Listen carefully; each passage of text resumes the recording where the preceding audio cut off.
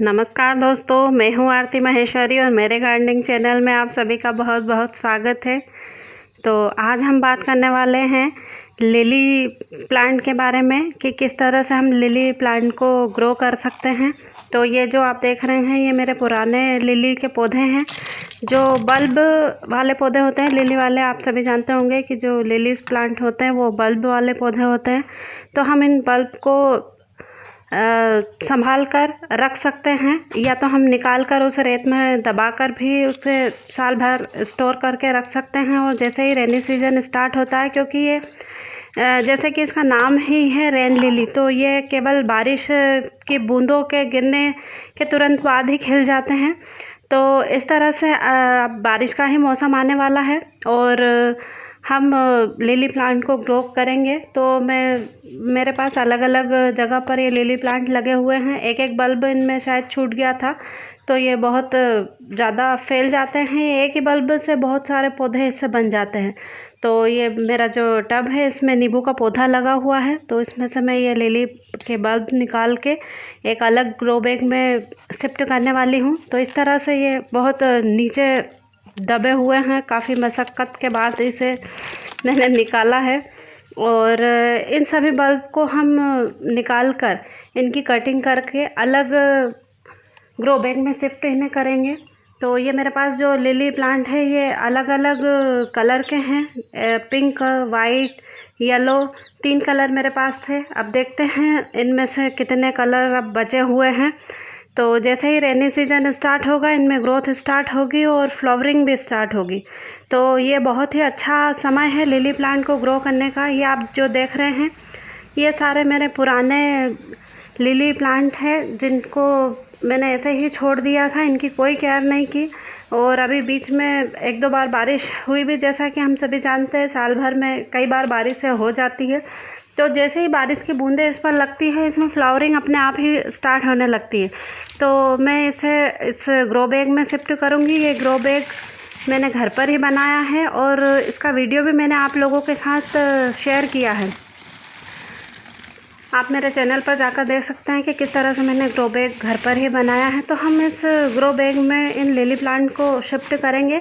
तो इस grow bag में हम सबसे पहले पत्तों की लेयर बिछाएंगे। ये पत्ते मैंने साइड के गार्डन से निकाले हुए हैं। जहाँ भी मुझे पत्ते या गोबर या जो भी चीज़ें उपलब्ध हो जाती है मैं उन्हें घर पर लाकर उसकी कंपोस्ट बनाती हूँ। तो ये पत्ते भी मैंने लाकर इसकी कंपोस्ट रेडी करने के लिए रखा था। तो अभी कुछ ही दिन हुए थे, ये डिकम्पोज नहीं हुए हैं, लेकिन फिर भी मैं इसे ग्रो बैग में नीचे भर रही हूँ ताकि ये अपने आप ही डिकम्पोज हो जाए। और ये कार्बन का बहुत ही अच्छा स्रोत माने जाते हैं, तो हमारे पौधों के लिए बहुत ही अच्छे होते हैं। और इनमें यदि नीम की पत्तियाँ आपको मिल जाती है तो हमारे पौधों में किसी भी तरह की फंगस का अटैक नहीं होता है।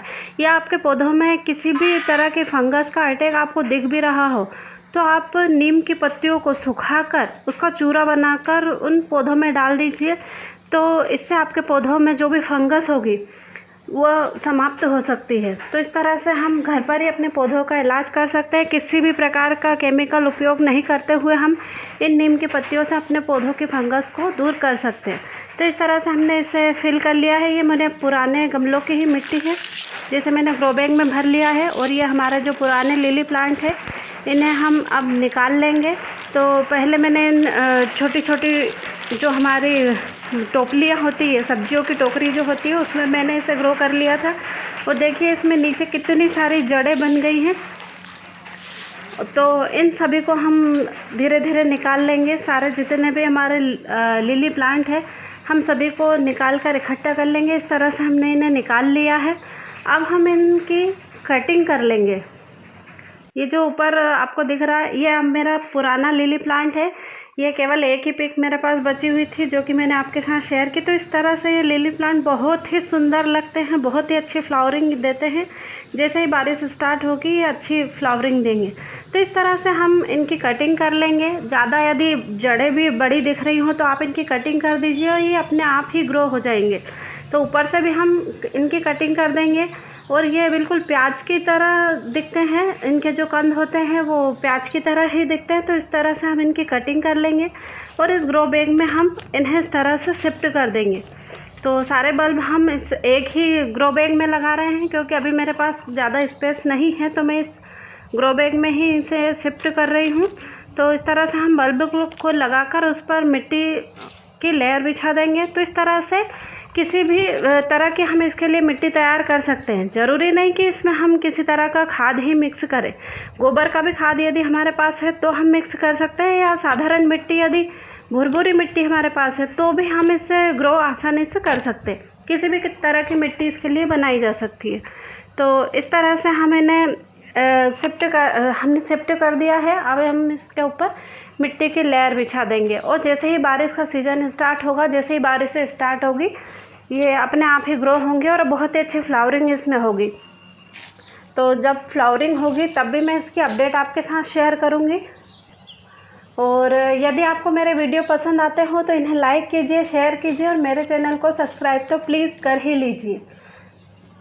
तो ये जो मिट्टी आप देख रहे हैं, ये मिट्टी जड़ों वाली ही है। जो अभी हमने टोकरी से जिस मिट्टी को निकाला था, ये वही मिट्टी है, उसे ही हमने ऊपर से इस पर डाल दिया है। और अब हम इस पर पानी डाल देंगे। पानी हमें बहुत ही अच्छे से देना है। और जो लिली प्लांट होते हैं, क्योंकि रेन लिली आप जानते हैं कि बारिश में खिलने वाला पौधा होता है यह, तो इसमें पानी की बहुत अधिक आवश्यकता होती है। और यदि बीच में भी हम इसमें कहने का मतलब है कि यदि हम इसे बहुत अधिक मॉइस्ट रखते हैं तो भी इसमें बीच में भी फ्लावरिंग हो जाती है। Thank you.